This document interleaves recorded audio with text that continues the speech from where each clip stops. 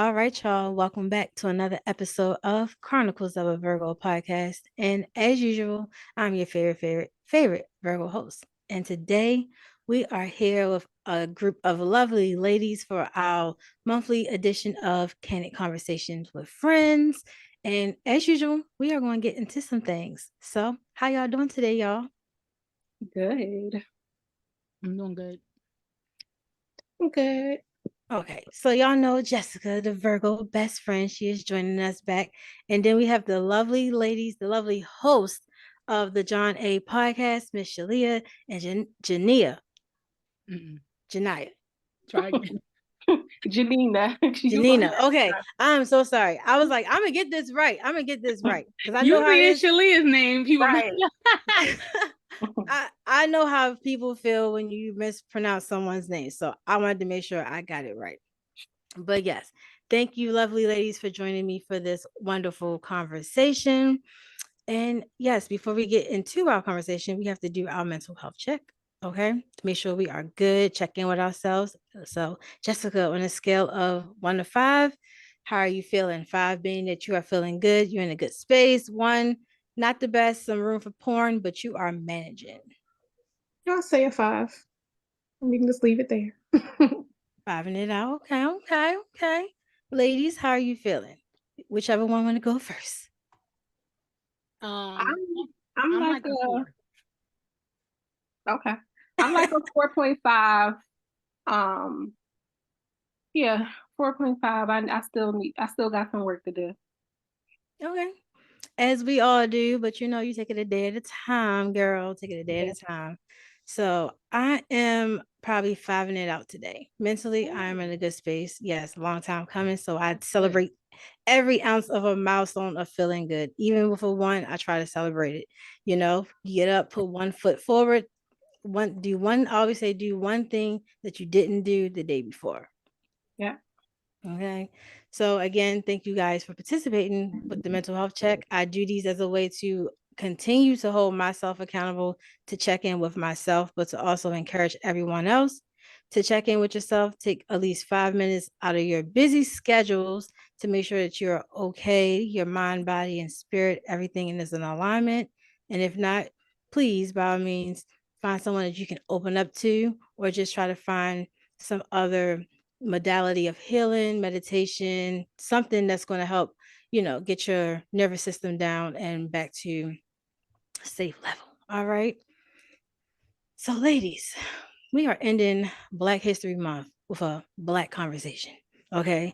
I feel like a conversation that many people hold. All right. And I know you ladies hold space for these conversations all the time. And I want to do more of it, right? I want to do my due diligence to hold more. Not only that, to continue educating myself and other people. So I want to talk about the importance of the representation of Black women in media and just in the cultural in general. Because I feel like, and even when I came on your show, we talked about the stigma around Black women, from different stereotypes and different things that people say about us and how people perceive us. So I want to dive a little bit more into it because you guys have some valuable insight, as well as Jessica. And yeah, so I don't know if I want, yeah, no, I'm gonna start. I'm gonna start with that. So I feel like specifically right now, social media plays a big part with the perception of Black women. You have a lot of different public figures, celebrities doing a lot of different things. And to me, it just seems like it doesn't matter what good a Black woman is doing, there's always someone to bring them down. Let me give you a little example, okay? Because something just came to mind. Kelly Rowland, right, was at Good Morning America. My good sis, hey Kelly, if you ever come across this, what's up, girl? Okay. My good sis said, she felt some type of way. So she decided to exit stage left, right? She has not still to this day spoke up and said, hey, this is why, right? But like what social media do, they go in a frenzy, they take one headline, they run with it. There was a specific person named Bethany Frankel that decided to go to her platform and say she should just be grateful for the opportunity. I got triggered. Yeah. Did she say that? She did. The audacity. She did. And the audacity. The thing about it is I got triggered because I feel like every Microaggression. time a black woman or a black man, whatever, for that case, speaks about some type of abuse or mistreatment or something like that, the first thing that the counterparts say is you should just be grateful for the opportunity. Just deal with whatever it is and just be grateful that it was you in that seat. And I'm like, yes, I think we are grateful for the opportunity, but we still need to stand on our values and our morals. How do y'all feel about that? I mean, she's completely wrong. Go ahead, Shellih. No, I was going to say, yes, grateful for the opportunity, but that doesn't mean if you feel uncomfortable in a certain space that you have to be uncomfortable. You got to have boundaries. You got to have value. If not, then going back to the Taraji P. Henson whole thing when she was doing The Color Purple, because if you accept things a certain way, people are going to perceive that that's what you accept. And so you got to step up and speak up for yourself so that people know that you stand for something and you know your worth. Definitely. I just feel like that was a microaggression. And if it was any white famous person, like she wouldn't have said that. There's no way you think that Kelly Rowland of the Grammy Award winning Destiny's Child is no way you, Bethany Frankel from a Housewives series, think that Kelly Rowland should have been appreciative. No, they should have been happy that they had Kelly Rowland. Right. And at the end of the day, if things aren't professional, things aren't up to her standard, she has the right to eliminate herself from that situation, as do anyone. But and I did see an interview that she had like after that incident happened, and the interviewer tried to get her to say like why. What I was hearing on the internet was either it was the dressing room thing, and then they try to make it seem like because they asked her about Beyonce. People are always asking her about Beyonce. I don't see why she would like be uncomfortable, but they're always asking her about Beyonce. But either way, she was on Sherry Shepherd's show. She was on Sherry Shepherd's show like after that, and then like they showed like the dressing room that she had. But at the end of the day, if she doesn't feel comfortable, if her team doesn't feel comfortable or feel like it's a good look for her, then somebody made the executive decision. And I'm sure she was not getting paid. Right. What you think, Jess? Well, in general, I hate that social media, just the world in general, puts people in positions where it's like they're forced to explain something that has nothing to do with anybody but them. So I hate that, like, given what y'all were saying about how she went on another interview and they try to bring it up and she pretty much, diverted the question to something else. Cause it's like, you're not going to spend energy on something that at the end of the day, it's not the biggest deal, but at the same token, she don't owe anybody an explanation. Like everybody has already said, like that's on you to determine how you feel comfortable and to do whatever you feel like is necessary in that situation. You have the right to ask for something to change. You have the right to leave. You have the right to do whatever you want to do, as long as it's not harmful or disrespectful to anybody else. And she didn't do anything but honor herself in that situation. So it's nobody's business. And Kelly is not even somebody that you ever hear in any type of controversy. Right. So it's like almost like they want a reason to put Black women specifically in a negative light. Like, come on now, it wasn't that serious. She had the right to leave, let her go about her business, as she did gracefully, and it is what it is. And there's a pattern of like other races, specifically, I'm gonna just say specifically white people, when something happens in the news, when it's like a Black person, public figure, an artist or whatever, they feel valid within themselves to take to their platforms and speak out about it and give their opinions because, oh, that's not how the industry works. But you don't know specifically speaking about this person's encounter, but you're going based upon a headline, which listening around social media, it seems like everybody may have been a little wrong or have stories mixed up, that it may not have been about, like you said, the whole dressing room and something else. And either way, it's like the whole entitlement. Like, she's not entitled to say what happened. If it happened, it happened, move forward. And I just think that more and more we find more situations where we have to explain ourselves so much. It should just be like, hey, this is what it is, and I'm able to move forward. But unfortunately, when it comes to us, like, I feel like we're not able to move forward. But everybody wants us to lead with grace and love, right? Which is, you should, but at the same time, it's like at the stake of something else. Like down in myself and letting people mistreat me and talk to me like I'm not correct. And you know, like my points are not valid. And it's like, what has to happen to reshape the narrative of that, and what, and Black women actually be in seats and not have to do that. Like the counterparts don't always have to do that. I So think social media is a lot to blame, because some people share so much of their lives and other people choose not to. So it's like, well, such and such share their life, so you're supposed to too. And that's wrong, because it's a choice. You know what I mean? For a long time, certain celebrities weren't on social media because they don't want to have to explain themselves, or, you know, why they're doing the things that they do. But there's so many social media you know, platforms that spread gossip, and they, you know, look forward to gossip, or people who, you know, that's what they get money from, is, you know, making stories out of nothing. So I think social media has a lot to do with that as well. yeah, like, and I think about like the whole what is it, Holly situation with her whole pregnancy thing, and even with her, like the Little Mermaid. Like, I've Yo, never seen so many people in a frenzy about a Disney character but listen, ever. she had me on a chokehold because I thought the girl was not pregnant. I was really on. I was like, they saying all this stuff. I was looking at pictures. I'm like, she not pregnant here, like the Christmas picture and all that. I'm like, she had me on. She hid the mess out of that pregnancy, honey, because I really did not think she was pregnant. I was But like, that's she a felt rumor. like she didn't need to talk people. Let Listen, her. that's that Beyonce training, honey.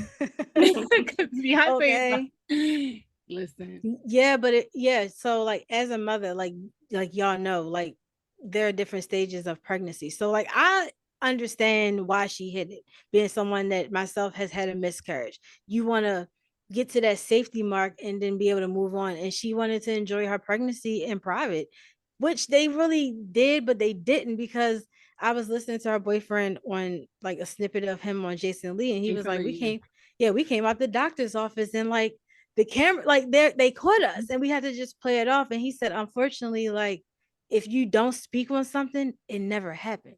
And that made me really think about like all the things that go on, like if the tabloids about celebrities and you never hear them come out and say anything. I'm like, well, maybe it didn't happen, or did it happen, but they know not Right. to speak on it, you know? But even to the extent of that, like all the people that up in a frenzy about it being a Black mermaid. I'm like, had it had been Ariana Grande, you know, or someone, y'all wouldn't be making all this noise, like at all. Like Yeah, it was I've like never. people had to tell them mermaids are fictional. You can make it whatever you want. Like you really making it seem like it's a mermaid. Like it's not. Well, like it's a historical figure or something, you know, like Right. this. Like it was a white Rosa Parks or something. Like Yeah, like it was. I was like, what is really going on? And I actually heard something that was a little. I heard something that was real sensible. Everybody know what's going on in the news with like Monique and her son, and like the whole back and forth and all that. Her son was on live, and someone asked him randomly if he had seen the movie. He said he had it. He said, I'm not gonna lie, I was a little upset that the mermaid was Black too. And they asked him why. and the self hate. So he said that he wasn't necessarily mad that it was a Black woman. He said, but if you made that character Black, then the culture and everything about that storyline should have been culturally Black. Now, again, this is coming from a person that didn't see the movie. Culturally Black is fictional. What are they even talking about? How do you have a culture for a fictional thing? It's fictional. Like literally makes no sense. But this is the thing. What white people see is they see a Black girl taking an opportunity from a white girl. That's what they see. And that's why they're upset. That's all. Like you're really upset because you don't feel like she deserves that spot. Like it all boils down to racism. At the end of the day, the Kelly Rowland situation, the highly situated. It all boils down white supremacy wins again. White supremacy, listen, that white supremacy be sneaking in everywhere. It's always waiting around the corner. And especially as a Black American, there are a lot of things that we do that are ingrained in us. You get what I'm saying? Like, and it takes reprogramming. And it's like our generation, I think we're trying our best to kind of like reprogram ourselves. But like my parents' generation, the baby boomers, like they're not going to change. But it's just things that you may witness, like the baby boomers say, and you say to yourself, well, that's kind of like self-hate. You know what I mean? Like if somebody has their hair natural, they might say like, you need to do something with your hair. You need to straighten it, blah, blah, blah. You know, and it's just based on like being programmed that this is proper. Right. But you know what? I wouldn't even say that generation won't change. Of course, we know there's always going to be a subset of people. Yeah, they're going to stick with what they know. Right. We have to be brave enough to challenge our parents. You know what I mean? Like some of us, and that's another Black thing too, where it's like, you know, it's a parent-child dynamic to where it's like, you know, you can't say certain things to your parents and X, Y, Z. Yeah. And it's like, yes, I get it if you're like truly being disrespectful, but a lot of times they're not going to know unless we're the ones who say it. Just I don't have children yet, but just like our generation is learning from our kids and like the kids that are up under us. Because I would say for my parents, you actually gave a real good example about hair and stuff like that. I've been natural since the end of 2006. And I had long hair down the middle of my back. It was permed, whatever. And not that my parents had they didn't care about me going natural, but I feel like I would always get comments every time I cut my hair.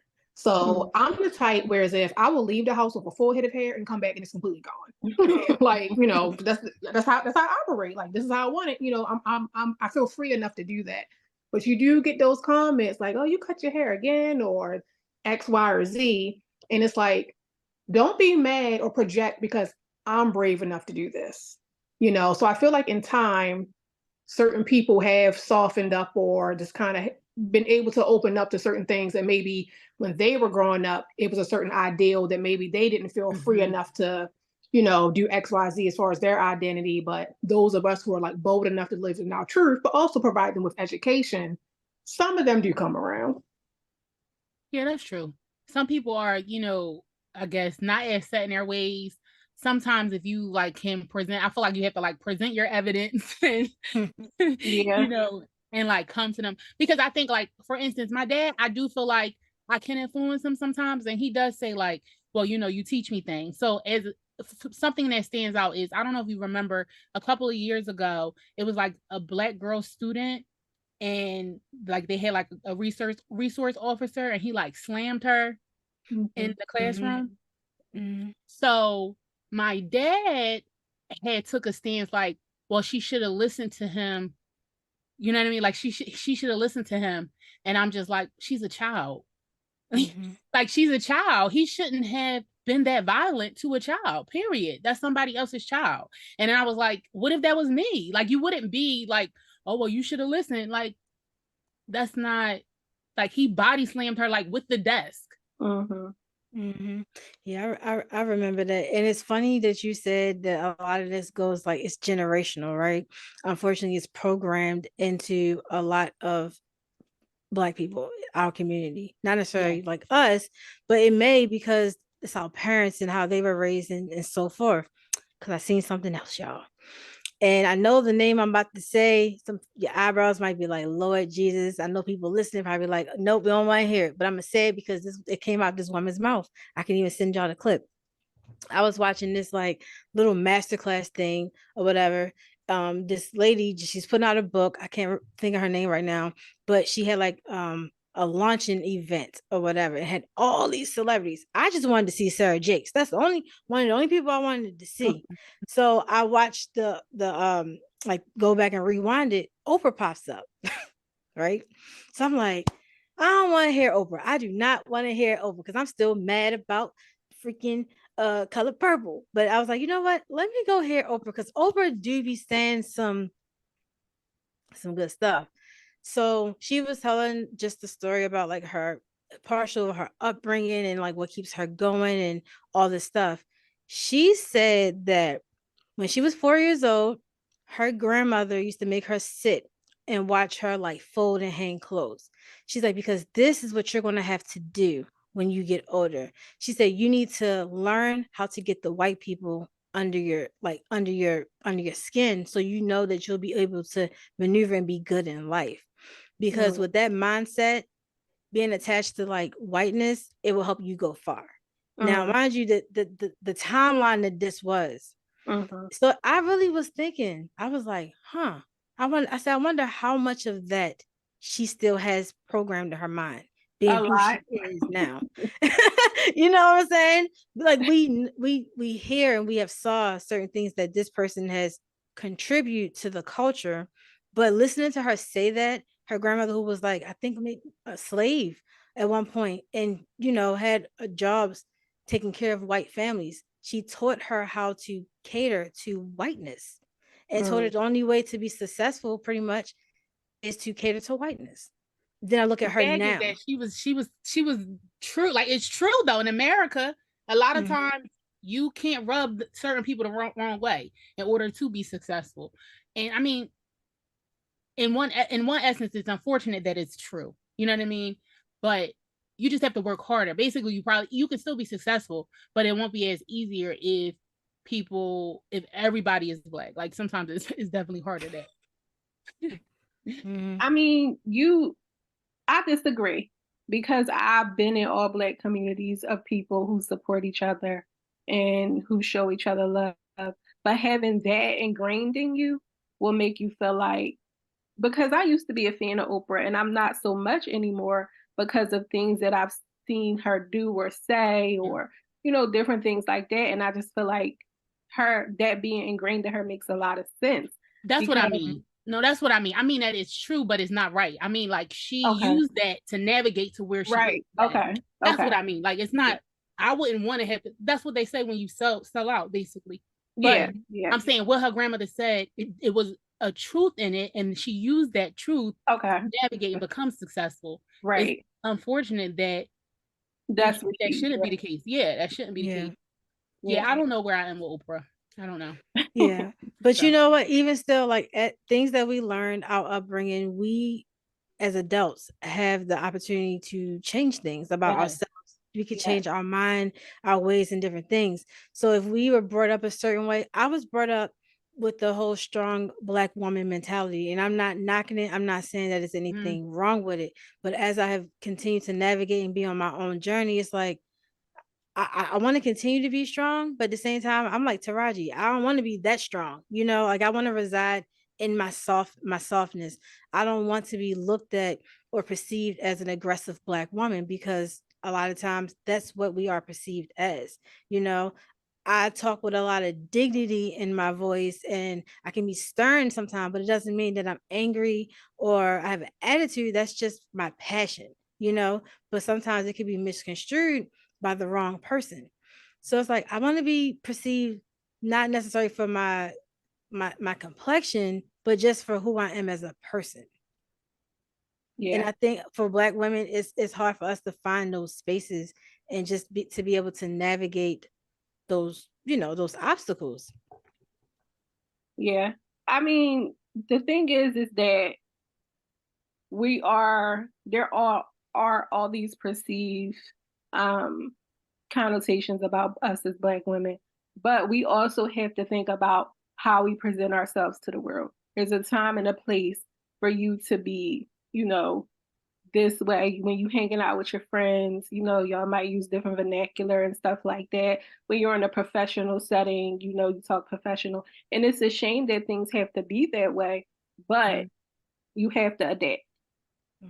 That's the world that we live in. And people, I'm gonna say certain Black women give us, who know how to switch ourselves up in different environments, a bad rep. But see, that's the part I don't get about Black people. Why white people are not like that? Like, a group of people don't represent the whole. I don't see why, when it comes to Black people, like, this person represents everybody. Like, they don't. They're an individual. But like, other races don't do that. You know what I mean? Like, and it's unfortunate. It's not just us who do that, or us who say, oh, they set us back. You know what I mean? It's unfortunate because that's how they look at Black people. It can only be one of you. It can only be two of you, or whatever. So, like, in that space. So I guess this boils down to the whole representation, because the more and the bigger variety of Black people that the public sees, then they have no expectation, because you know this person is an individual. You're not sure how they're going to show up. You know, just like it's a variety of white people, you got people that live in the country, people that live in the city, you got people that, you know, all different types of white people, just like it's all different types of Black people. But because a lot of white people, we live in America where we are a minority, just like they did with like Indians. Like a lot of people only see Indians in like 7-Eleven or something, like they don't know. So it's like representation across the board for minorities allows people to not pigeonhole that one race or that one nationality to this specific person. Like you were saying, you can meet somebody and they may already have a perception of you. So if all the women that they seen, all the Black women that they seen was sassy and aggressive or whatever, that might just be their automatic like assumption. And then so you're not even starting off with a clean slate when you meet certain people. They're like, oh well, she's a Black girl, da da da da. So it's like you're fighting for the person to see you for what you are, but you actually are like, oh no, I'm not that. No, I'm not that. Not like, okay, I'm this. Not, you know what I mean? Yeah. So let me ask you something. What a lot of that is. Okay, Jess, go ahead. Okay. That's historical trauma. You know, no matter which way you want to look at it, whether it's something that you want to say is subliminally somewhere in our conscious, or stuff that gets passed down. Yeah. And I'm using the example of even us policing ourselves and one person acting one way. You know how I think we all been there, where you may be in public and somebody's doing something and we're like, why they got to be doing all that? Whatever it might be, whether they're being loud, whether they're cussing, whether they're XYZ, because somewhere within us, we are thinking, or we do know that one person acting that way is going to reflect on all of us. And that's historical trauma, that's safety and self-preservation. You know, that we know it doesn't matter, not that it doesn't matter who we are as individuals, it absolutely matters. And we have to keep fighting for, you know, being able to see for who we are. But we know historically, one person acting up does mess it up for the rest of us. Like, so the fact that that's something we're still dealing with. But these are things people aren't realizing. They're not talking about, you know. Just like all those Black cities and stuff. It'd be like one person that they accused of raping a white woman, and y'all sit in the whole city because of one person. Y'all protect y'all white women that much? They do, because they're about to be. They don't, because they the same ones that whooping her ass. They the only people that can suppress her. That's the whole thing. And she don't even see it. That's true though. She don't even see it. Those white men, they be the ones killing their family, killing their wife, all that. The whole family. Please. So, child, let me ask y'all this, because when y'all alluded to it, the whole code switching. And like, I know I've had this conversation before with like my friends, because I was like, I don't think, at the time of the conversation, I was like, I don't code switch. I was like, the way that I am outside of work, I'm the same way inside of work. I answer the phone the same way I talk, whatever. And I was like listening to Tabitha Brown on the Breakfast Club, and she was like, when she left corporate America, she was able to like freely just be herself, like no more code switching, like able to just be authentically her. And I'm like, what is it going to take for us to feel like we can be our true authentic selves without having to code switch? I think it could be a like defense mechanism too, because sometimes you may not trust the people at work, so you don't want to give them your authentic self sometimes. I don't think that I code switch now, but I know I did, and I did at some point. I think it really just depends on like your comfortability with yourself or who you are. But it just goes down to like being a representation, one person. Like, so I don't know. It just like, I think Jess was just saying how we see that one person, you don't want to be that person. Right. You know, but for me, this is my first time working for an all Black company. And I love it there. We are ourselves. When we hang out, we like talk in Ebonics and Right. You know what I'm saying? And not even that with my clients that I have, most of my clients are Black, and they like, I was looking for a Black woman because I just want to be myself. And I could be like, talk to them like, girl, you know you wrong. Like, you know what I'm saying? Right. I could say like, girl, come on. You know what I'm saying? So it depends on your environment, your comfortability, you know, all of that stuff. But most of us don't work in those environments that I'm fortunate enough to work in. You know what I mean? So, yeah. And that's a thing, like, once again, you really have to understand what code switching really is. You know what I mean? I think a lot of times we use terms broadly without always understanding the historical context. And code switching, once again, is rooted in safety for us, you know? But there's a fine line between code switching and there is a time and a place. So I think we still have to be reasonable. Like, the way I may talk to you is not the way I'm going to be talking, or my family is not the way I'm going to potentially talk to a customer or client, like you say, unless we're in that space where I can do so. So I don't think we're ever going to get to a place where anybody, it doesn't even matter what race, automatically is going to be able to just speak freely with customers the same way that we talk to one another. But, you know, I think we can get there to some extent. Yeah. No, I don't be at work just wilding, y'all. Like, I be professional, but I'm just more relaxed and just like chill. So that's like my demeanor. And I mean, I do understand the professionalism around it, but like I don't work in an all Black environment whatsoever. I work for like a large company, you know, so my department is more so like mixed, and but my supervisors are, you know, white, and I'm just me. Like, I just feel like if I just show up as me, I can't be nobody else, you know. So, but I do understand the distinction of like it's time and place for everything, you know. But we all have those moments too where it's just like, okay, I can't hold this in anymore. Like, I'm a speak up and I got to say X, Y, and Z. So definitely have had those moments as well. But you gotta have good discernment. You gotta have good discernment too. Yeah. Like, you can't just automatically walk into a space just doing X, Y, and Z. Sometimes you really do gotta feel it out. You know, feel the energy. And sometimes we're on the phone with that customer, or that client. Like how you said, you know, you can say something a certain way. So you have to exercise discernment. Like, we can't be those, oh, take me as I am types of people where we like really growling out, you know? Yeah, no. that is true. I had to wait until my boss, you know, said something to me, and I was like, okay. Me and her talking like, you know, I talk to my girlfriend, so this is a safe space for me to be myself. But you know, when I have clients and I first meet them, I present, you know, the way that I would present professionally. But when we get to a point where they're comfortable, I'm comfortable, and they like, I just want you to be yourself. Talk to me like, you know, you put me in my place where I got some sense. Like, if you've been with that guy for 7 years and he ain't making no commitment, girl, what the heck are you doing? Because that helps the resident be like, well, let's process. You know, you're still here. They don't want that. So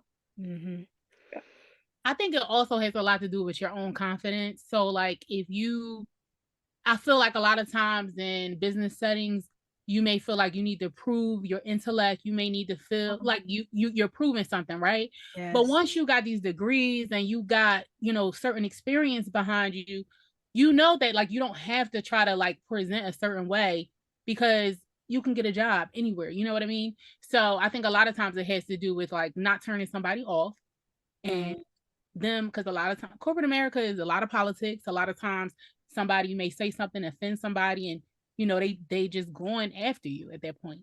But as you grow, I think just as you grow as a professional and as you become more confident in your abilities, then you're like, well, I mean, it is what it is. Like, I'm doing my job, I'm getting everything done. You know what I mean? That's all that matters at that point. You just brought up a real good point, because I can personally attest to that. Me and Shakita used to work together, so I can't say if she remembers this per se, because I feel like this happened a little more after she left the job we were working at. I'm lucky and happy. I've always been the one to kind of always speak up and always say what needed to be said. And there was never any backlash or repercussion. Can't say somebody didn't feel some type of way, you know, but they kept that to themselves, because I never did not know I always knew what I was talking about. Right. I was always, it's not about being right, but it's like, it was always a point being made where it's like, y'all can't deny that what I'm saying isn't valid. Right. So I'm happy that I've always been confident, because I feel like in certain situations I've been in, other people weren't willing to speak up. Mm-hmm. So it's like, if I didn't do it, what would have happened? Exactly. Yeah. I just thought about something else that was in the news recently.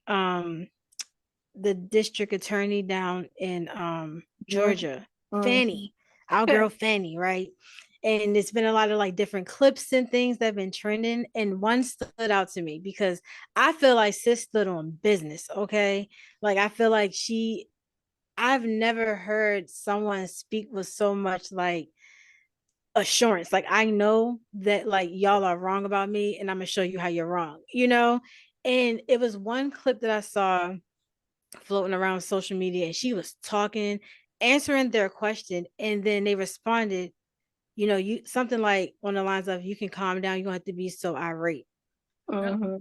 But she wasn't like To barking, you, like, you you know, like understood. angry, you know, she But was that's just to you because you understood what her passion was. But to other people, if you aren't saying yes, ma'am, then you're combative. Period. Yeah, and I'm like, it's funny how every time we're in those situations and we're speaking with all that passion or whatever, it's like, okay, you can calm down. You don't have to be so combative. It's like, if I was combative, I'd be throwing the hands by now. Like I'd be, you know, kicking you in your face, whatever it is. That is combative, you know. But speaking with passion, when y'all do it, it's not a problem. You know, y'all maybe because y'all crying, throwing tears behind it. You know what I'm saying? We throw tears behind it. It's like we're guilty. You know, we looked at to be guilty. So I just thought that was real interesting to watch that fold out. And then she stepped back. She's like, I'm not combative. Like, you know, like I'm telling y'all, like sis was getting it. I was like, yes, girl, get it. But moving forward, something else that came to mind I want to talk about is, Shellih, you said that the company you work for now is all Black. And you guys have a good rapport and it's a safe environment and safe space for you, which is good. But on the flip side of that, unfortunately, some people that work in Black organizations don't feel like those are safe environments, because sometimes, unfortunately, the enemy is knocking at your door, you know, for lighter terms. So I feel like, or do you guys feel like that sometimes we can be like our worst enemies when it comes to like supporting one another, uplifting, you know, whether it's Black women supporting women, just the Black community in general. Listen, Keith Lee showed y'all. He showed y'all when he went to Atlanta. He showed y'all. Yeah. Tighten up. That's it. It's nothing else. It was like nothing else that could be said. No defending, just tighten up. That's it. But I think a lot of times, because we can be very critical, and that's white supremacy again. It's like we could be very critical. We can go to McDonald's every day and they mess up my order all the time. I still go. Right? But we can go to a small Black business and they mess up your order. You say, I'm never coming back here again. Yeah. Good point. Because you holding them to a higher standard when you should do the opposite. Right. You should hold them to a lower standard because they had to start. Their line was different. Like they had to start differently. I think that's one thing that we do. It bothers me so bad when I see so often, especially with social media, how Black people, a lot of times people just take the opportunity to tear somebody down. Even with the recent any situation I've ever seen on social media, you're always had people who are negative and try to tear the person down all the time. Yeah. Just that crabs in the barrel mentality. In order for me to be bigger, I have to build myself up in the back of somebody else, even for somebody who looks like me. Yeah. Like it absolutely makes no sense. And I can't say, my only experience is Baltimore. Like this is the only place I've ever lived. But it's like thinking about when I was a child and how I grew up. I truly lived in a community. You know, pretty much everybody in my neighborhood was Black. Everybody's parents knew each other. All the kids played together. There was a lot of sibling groups. So like it was me, my brother, and my sister. Another family down the street had somebody our age to play with.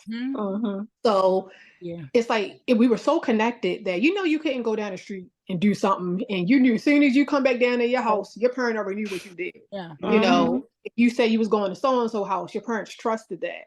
So community, and I said all that now to the point of what truly is the Black community now?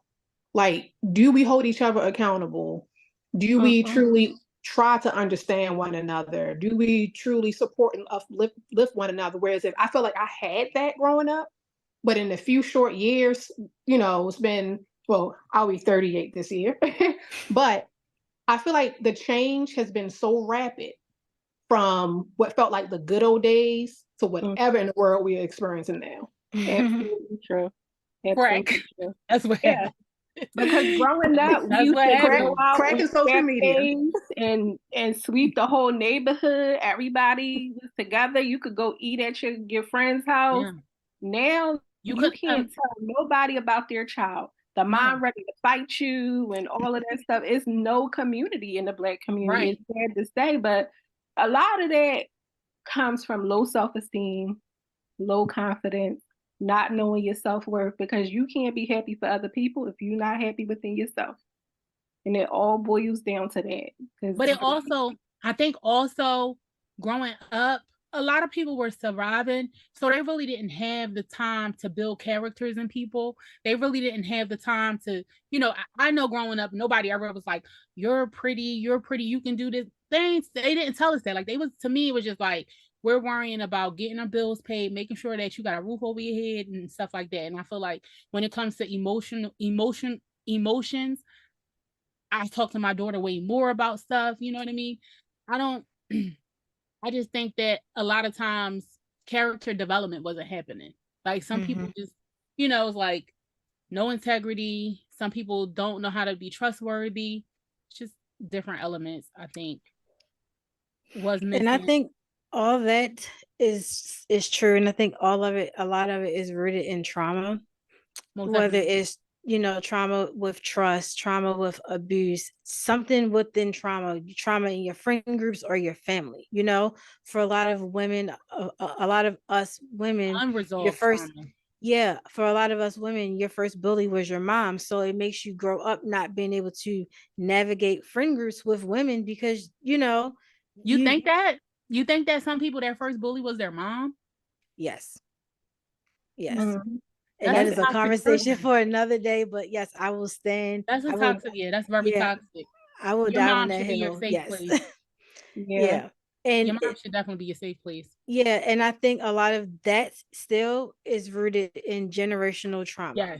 Yes. And I think what can change that is putting your pride and your ego aside and being able to put yourself in a space to actually listen and acknowledge, okay, what someone went through and take accountability, But girl, I definitely think that is definitely a longer conversation for another day because I got things to say around that. I don't think I've ever heard anybody say that. Really?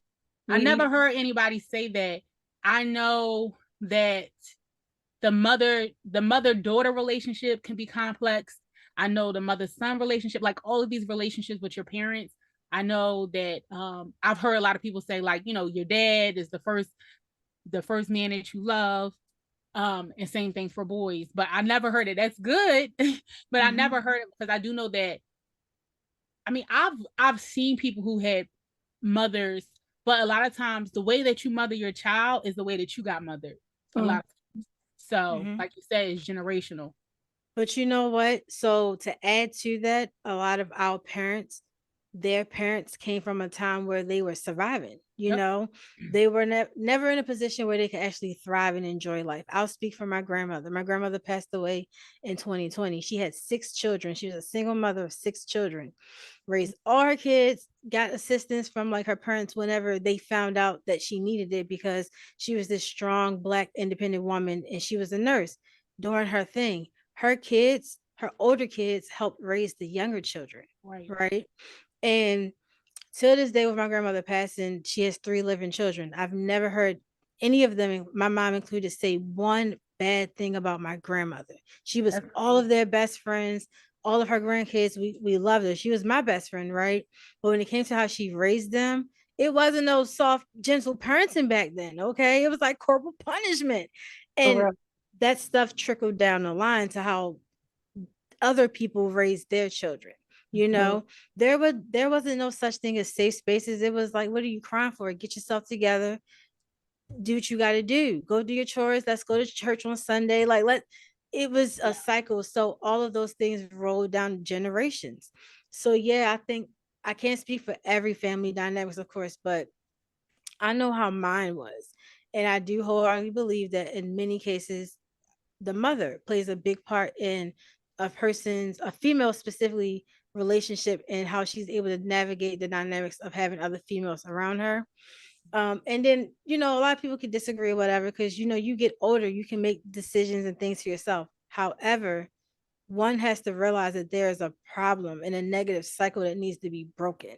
You know, like I realized early on that I needed therapy. Something was wrong with me. I'm like angry, I'm depressed, anxiety, all these things. And I'm thinking at the time it was just for my relationship, not realizing that, like, oh no, sis, you need to address your sexual abuse. Like, you need to address like these other things that happen to you, because maybe addressing certain things will get you the resolution that you need to process your mind and move forward. And that's me.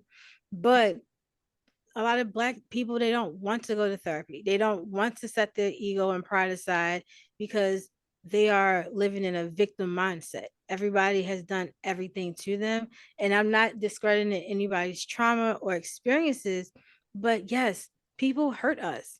People cut us, but that does not mean that we have to cut the next person. It doesn't mean that we can't heal from what happened to us and then go advocate and try to help other people. Instead, we out here killing one another, not supporting businesses, trying to shit on everybody else. Well, they got it. So guess what? I'm going to do something and do 10 times better. Or like you starting that podcast. Oh, I wanted to do it too, but I'm not going to support you because that's my idea. Like, Absolutely.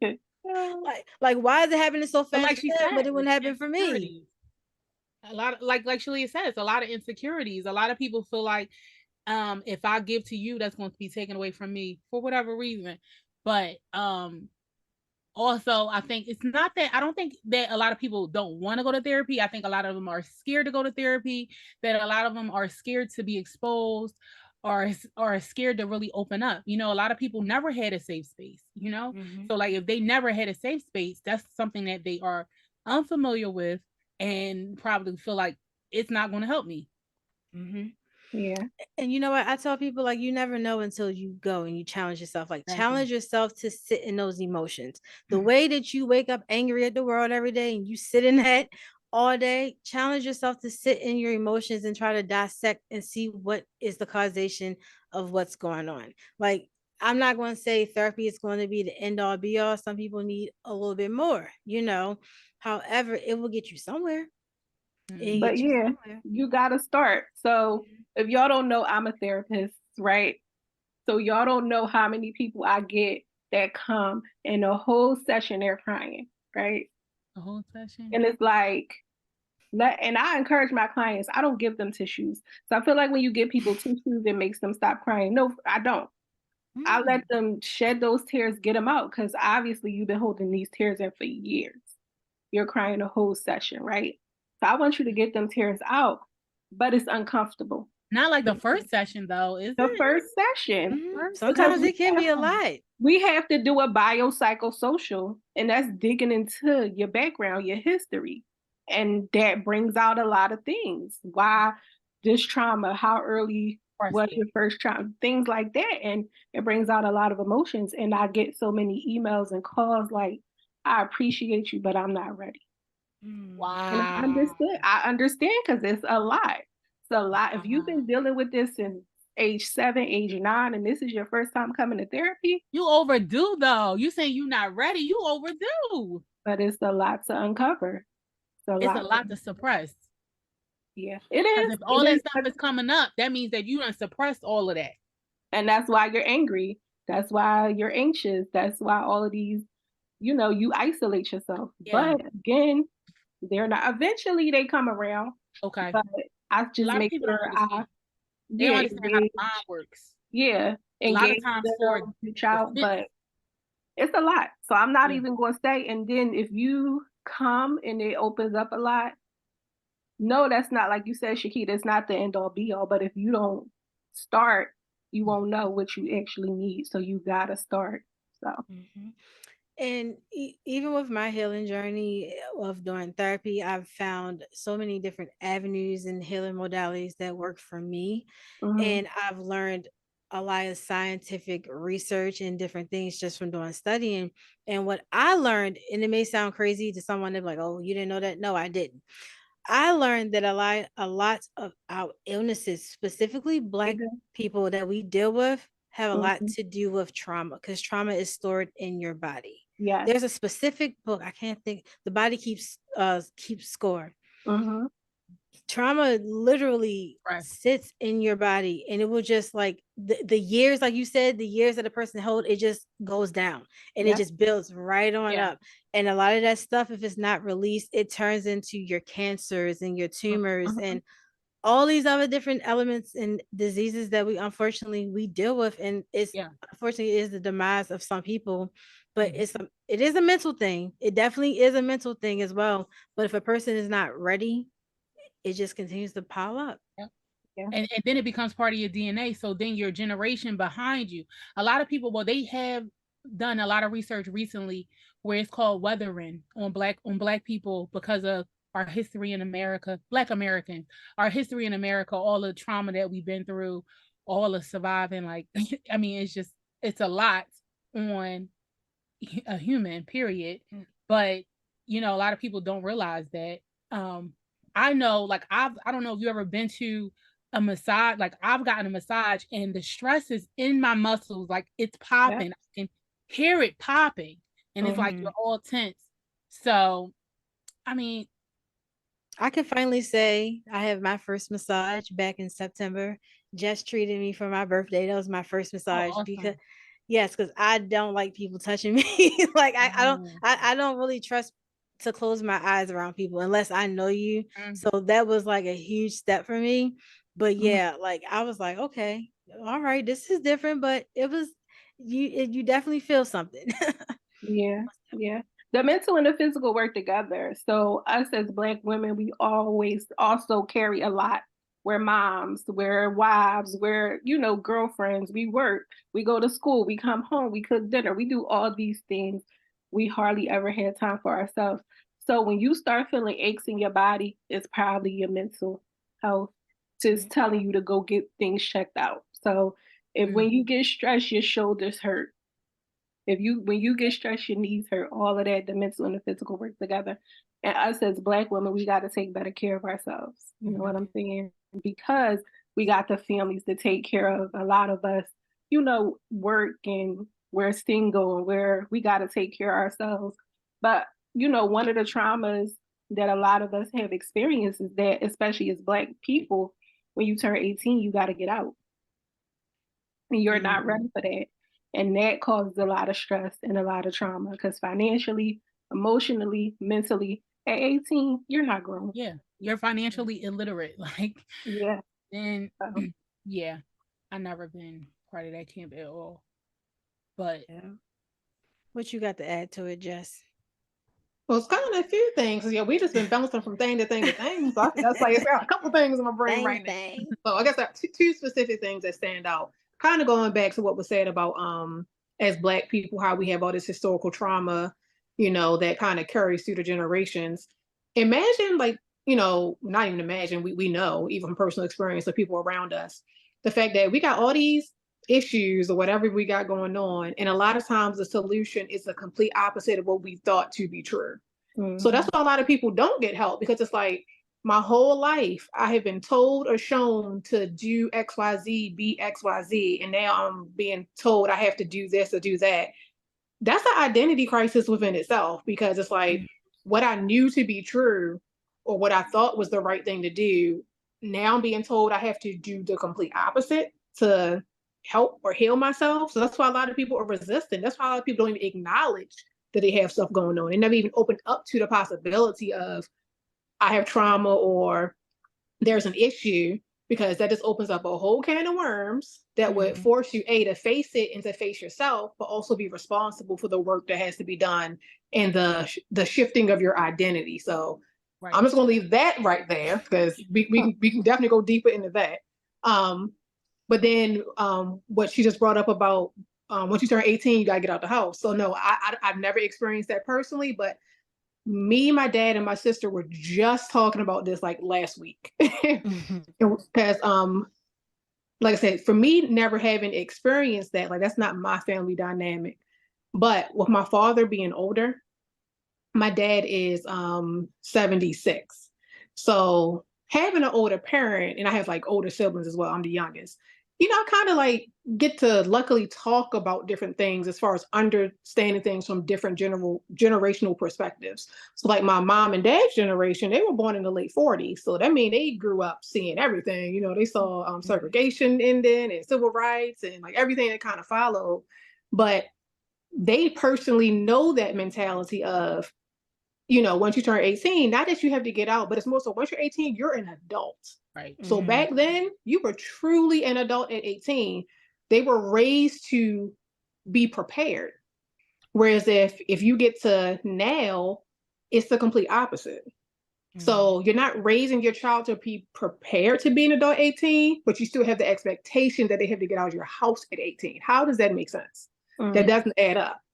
So that just goes to show you in the few decades since, I guess we can say maybe like the 70s, 80s, that's when the dynamic really started to shift, because that's when more people going to college. That's when we just start having more life choices. Like you don't have to just go to the army or go to school. People feel free to like make more choices and like take more time. I always call the time we live in now, like now we live in extended adolescence. So they want to say 18 as an adult. We know realistically, as people from experience, 21 really isn't an adult. 25 isn't really an adult. It's not really till you get to the other side of 25, because you need to have some life experiences to really concretely determine how to navigate life, and your brain not even fully developed. Right. So it's like you're still going to hold the same standard legally, 18 or an adult, but we know better, but people also aren't preparing the child to go out into the world at 18. So it's crazy. Yeah, I think they're starting to realize that. That's why they kind of like extended the health insurance until like 26. So I guess they like starting 26. Yeah, if you're in college, you could get on your parents, stay on your parents' insurance as long as you're in school. As long as you're in school. I remember when I was in school, I think they extended to maybe 21, but I didn't know they extended it again. Yeah. Like maybe 5. But in addition to that, I just heard you can't put your kids on your taxes after 17 as a dependent. So it's a new tax law. Oh wow. But if they're your law, literally read an article about it. But if they're your dependent, they're your dependent. But after 17, you can't claim them on your taxes. That's crazy. But you could put an adult on your taxes, like if you was taking care of your sister or whatever, as a dependent, but they wouldn't qualify for a child tax credit. Yeah, that's what it is. The child tax. What is that? Yeah, no. Yeah, after it was 16, I believe they put it to 17. I believe it was 16. Yeah, you can't do the earned income. Is it called earned income? These are two different credits. So you get a child tax credit for each child, depending on how much money you make, and the earned income credit is based on you not making a lot of money. So that's like if you make less than like 26,000, if you like one person, it's a different amount for each. Okay. Like a house of one, a house of two, you know what I mean? But once you start making good money, you don't get earned income credit no more. Okay. Yeah. Interesting. I ain't know none of that. Yeah, I got my sister taxes tonight. I'm like, yeah, I'm sitting here like just talking about your brain not fully developed. I'm like, well, you know what? Damn, maybe mine isn't, because I forgot to renew my registration. Ma'am. So you better go do that ASAP. Yes, I mean I got a couple more days, but I was like, but that goes to show, like sometimes it doesn't matter what age you are, you forget things, because you're ultimately we're human, Right. But to piggyback real quick, and it's the last thing that one of y'all mentioned the whole Risa Tisa thing, right? Because I know I said that before we came on here, because I wanted to use it as a catalyst in regards to us supporting each other, like us as Black women supporting each other, just the Black community supporting each other in general. Everybody by this point know who Risa Tisa is. You have watched the 50-something plus series on TikTok about her, telling the story about her finding out her husband was a pathological liar, all that stuff. When that series first started, everyone was supporting her, flooding her comments. You know, she went from like having 45,000 followers to now 2.3 or 2.4 million followers now. She done got a trip paid for to go to London. BMW is going to allegedly give her a vehicle. Places in Vegas. BMW? They was in her comments. Tubi was in her comments. They were tagging Netflix. They were tagging Tyler Perry. Like, people was like really trying to put her on, supporting her. Then it, you know, it was on TikTok for a couple of days. Then it made its way to Shade Room and all them other blogs. Now, a week later, a lot of people that were supporting her, specifically Black women, are like backing up because, oh, well, I think there was some holes in her story. Or, well, how come she gets to tell her story and we get on this app every day and tell our story, but no one is giving us money and everything happens so fast for her? Like, why? It's a whole bunch of like, why her and not me? So I'm not going to support her no more because it happened for her, but it ain't happened for me. And it's like so much of that. It's like you see one person get ahead, you know, she'd be like, oh, we should be like, congratulations, I'm happy for you, I wish you the best. If you don't want to support that person, just keep moving. Instead, when I tell you, literally like every day it's been people on my FYP holding Black women, holding lives down in this woman so bad. She doesn't look like a person that a CEO, a VP would even go for. She looks like this. I bet you she's going to go to Dr. Miami now. I mean, some of the atrocious, because Dr. Miami did a video and he was watching. Everybody watched the freaking videos, but you know, he was watching the videos because they was like, well, he done seen it, so I bet you she go get her body done. Even like, if she does, so what? But where did they even get that part from? Like, when did she ever like indicate that she was? It's like, why do we automatically go to body shaming? It's just like weird. But again, that goes back to, if you're not happy with yourself, you cannot be happy with anybody else. If you don't have good self-esteem, self-confidence, then you start trying to pick other people apart. And that's what I see them doing. Because when y'all was all into her story, it was all good. But now y'all think she making this amount of money, she getting this, she getting that. Now y'all want to, you know, kick her where y'all think it's going to hurt. But that lady living her best life. She didn't know. She didn't go into this knowing that this was going to blow up the way that it was. And we all have a chance on social media. We just talked about this on our podcast last week. Your opportunity will come when you're ready for it. Absolutely. A lot of y'all not ready. Not ready. So your opportunities is not going to come. I think it's so ironic that the whole time Risa Tisa and her thing, she's like saying, well, I'm exposing myself to being dumb. Like, you know what I mean? Like, she was basically saying, like, I did this, but I'm being vulnerable by letting you know that I know I should have known better. And it's like, you jealous of that? Yeah. She took accountability the whole time. The whole time she kept saying it. So you're jealous of someone who got swindled. Right. Like, that's so stupid. Imagine how mentally she's messed up in the head. Yes, because that was what, 2021, and it's 2024, and she's saying she still ain't dating. Yeah. And she said she's looking for a new therapist. I said she need a psychiatrist.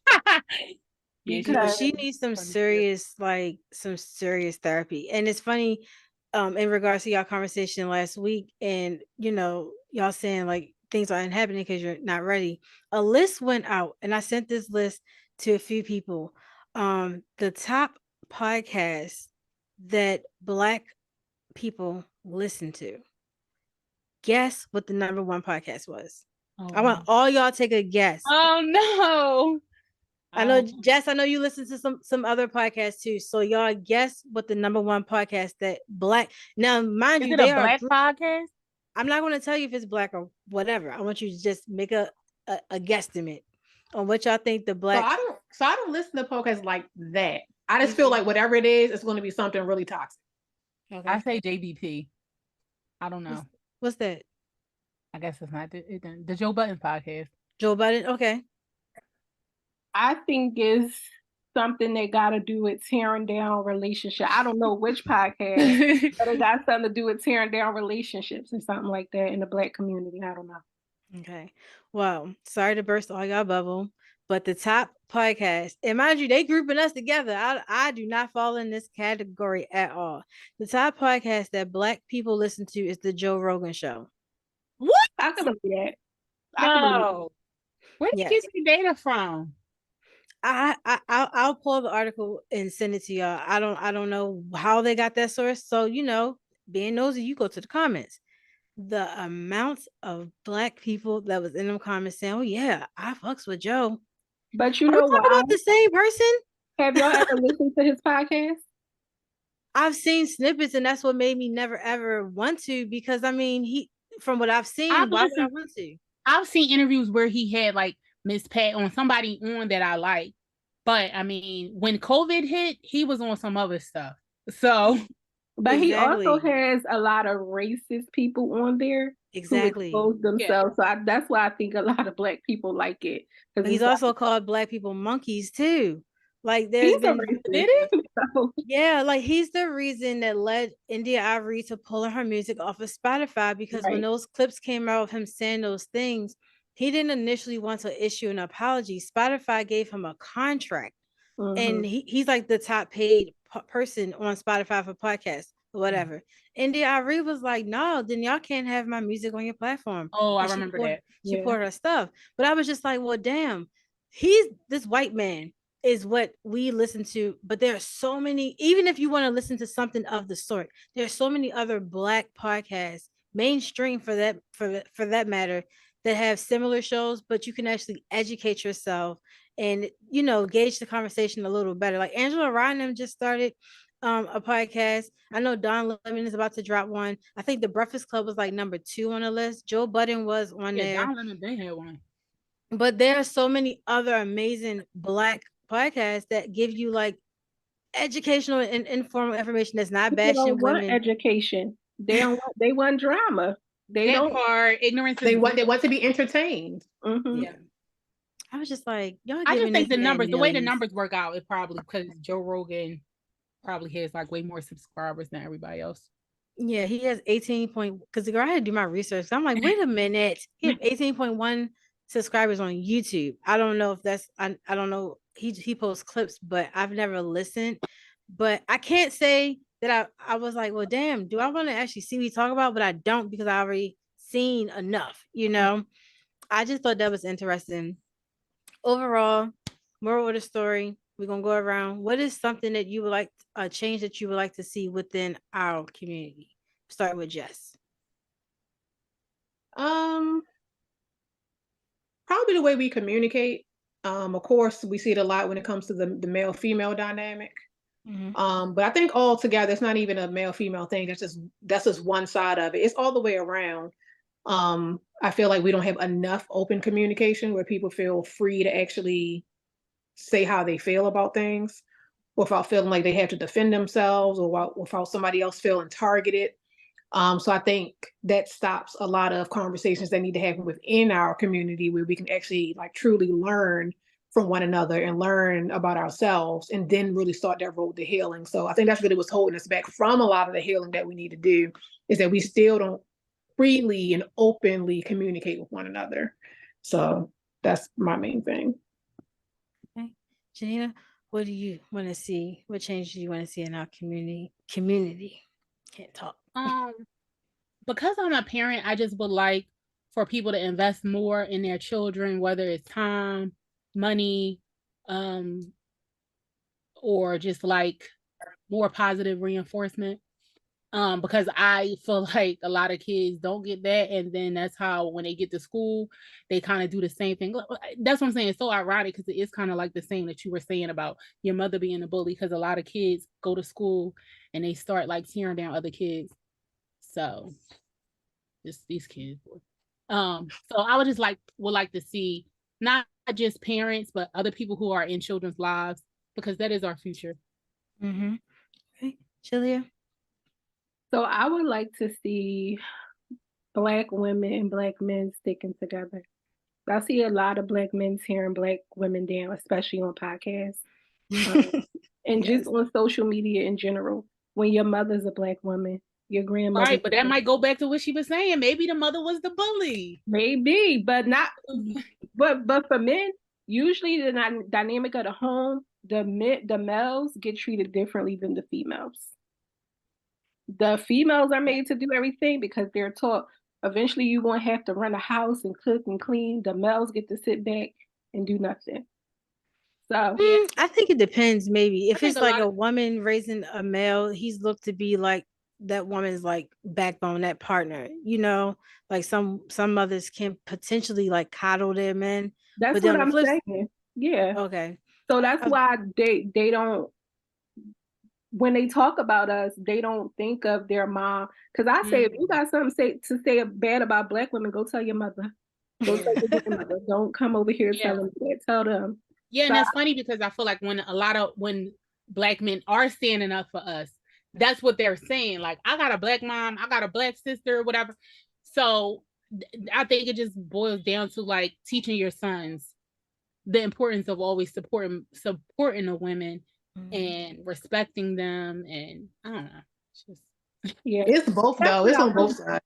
Yeah, I just want to see us being supportive because we're podcasters and we know we're women podcasters, but we don't get a lot of the recognition or the listens because we're not talking about drama. But these Black males over here that's talking bad about Black females, that's where people are clicking on. And so just more unity. Yes, all of this stuff. And same, I want to see unity amongst us, you know, no matter like what level you're on or how much better your platform or your show is, just more unity overall. But I also would love, and I'm going to scream this into the day I tap out, go to therapy, heal, just do something, some type of healing within, heal the wounds that you have, because them unhealed wounds are not allowing a lot of us to be our better selves. You know, can't support another person because we have our own insecurities and self-esteem. So I just would love to see more unity and more healing. Amen. You know? Amen. Can I just add one more thing? I just thought about something because this is something that irks every part of my nerves. It's accountability / redefining loyalty.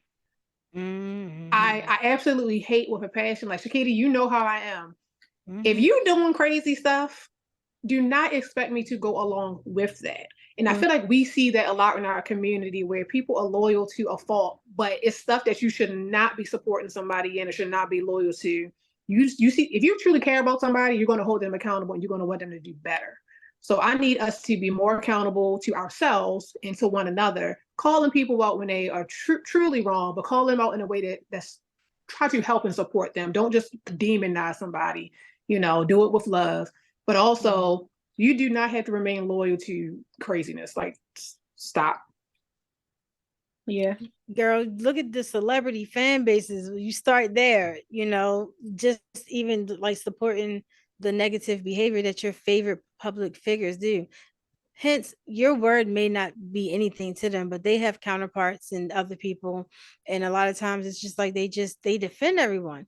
Granted, we can't always see what happens behind closed doors, but when you posting and you are contributing to the toxicity of whatever that person's actions and behaviors are, it's like, well, you do us all a disservice, right? I could think of numerous situations and numerous celebrities, some of everyone's faves, you know, that never have no accountability.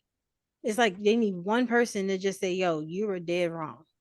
You were wrong. But no, it's that everyone just wants to, you know, surround this person or these people and support them for their negative stuff, which they continue to do the same stuff over and over again. So I agree. This was a very good podcast, and it just, what Jessica said just gave me an idea for an episode. So. Hey, yes. And speaking of episodes, please tell everyone where they can find your platform, your podcast, anything else amazing y'all got going on that y'all want to shout out. Please, by all means, let the people know. Okay, so you guys can find us on Instagram at the_Jawn_podcast. You could tap the link there and it will take you to everywhere we are and where our podcast is. We're also on internet radio, 216 The Blend, every Wednesday at 1 a.m., 9 a.m., and 9 p.m. Personally, I and working on the campaign to bring more Black males to therapy. Hey, that's what's up. I love it.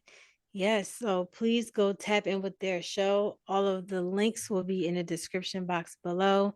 Thank you, lovely ladies, for joining me for this wonderful conversation. Wait, Jenina, you got anything going on that you wanted to No. Nothing? I'm sorry, you nothing? No, just a podcast. Okay. Don't be saying just the podcast. You asked me if I had anything else. Just that's all I had. Don't be calling our podcast just the podcast. Like, no, I'm joking. Jess, my you got God. anything? Jess, you got anything you want to shout out? Any I social mean, media? hey, you know, y'all see me, y'all will see me make appearances every now and again on this platform, but don't come find me. I know that's right. Yes, but thanks to you lovely ladies for joining me for this conversation. It was very insightful and impactful. And I hope that it helped someone out there, gave someone some type of encouragement to go to therapy. I don't know, I'm just saying. But nonetheless, to just be able to be the person to mend the differences in your communities, your friend circles, or whatever, and just be that person to take the initiative to stand up and like, yo, we got to get ourselves together and just support one another, you know. So again, thanks you guys for listening and tapping in with us. All of these lovely ladies links will be in the description box below, so please go check out their amazing podcast. They got tons of episodes, whole bunch of seasons that y'all can get caught up on, with some good conversations and a lot of conversations about Blackness, mental health, because I definitely started y'all new episode that y'all just dropped yesterday. Love it. So yes, so go tap in with them. All of my links are also in the description. I am on Instagram, Twitter, Facebook, TikTok, wherever, and YouTube. So come tap in with your girl. But again, y'all, please by all means take care of yourselves, but most importantly, each other. Peace out. Bye.